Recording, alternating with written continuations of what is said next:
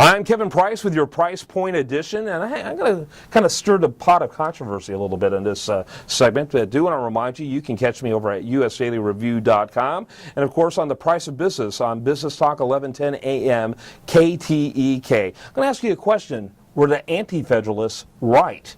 I've been doing a lot of studying recently about the Anti-Federalists. Most people in America aren't familiar with Anti-Federalists. Maybe some people who did some graduate work in history. Frankly, I have my undergraduate degree in history and really didn't get exposed to the Anti-Federalists until graduate school. I think that's too bad because, frankly, countries' great minds are forged by conflict and understanding history and understanding the different philosophies and worldviews that are out there. So back, we're all familiar, I hope, with the Federalist Papers, those written by John Jay, Alexander Hamilton, and James Madison, who made the case for the U.S. Constitution. And it was done in the late 1780s, and there were a series of articles that showed up in newspapers all over the country. Well, in response to those articles, there was a group that called themselves the Anti-Federalists, Thomas Paine being one of the more prominent ones. George Mason, who eventually finally signed off on the Constitution, but really was adamant about making sure that certain liberties were in there. These Anti-Federalists wrote their own articles that countered the Federalist Papers, and let me tell you, they were pretty smart in their countering. For example, some of the Anti-Federalists actually predicted that there would be a civil war.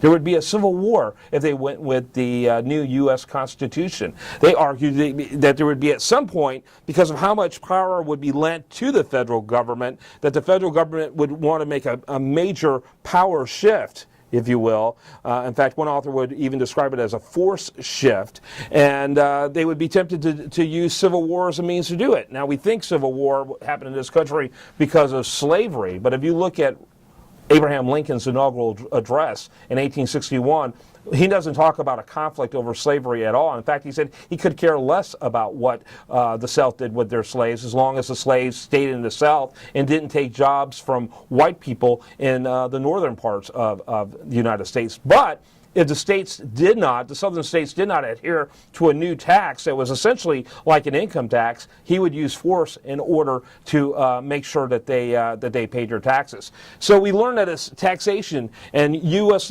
national government coercion that pro-opted and led to the Civil War. Other things that in the Federalist Papers talked about was the likelihood that eventually the President of the United States would become almost like a king. He would do things with edicts, or what we call executive orders, rather than give credence, if you will, and deference to the other branches of government, which, if you look at the U.S. Constitution, ostensibly the Congress, the House and the Senate were supposed to be the most powerful body, but again, the Anti-Federalists predicted that wouldn't be a case. Eventually, they would become very insignificant. Well, today, what we have is an imperial presidency, which is exactly what was warned by those who were involved with the Anti-Federalist movement.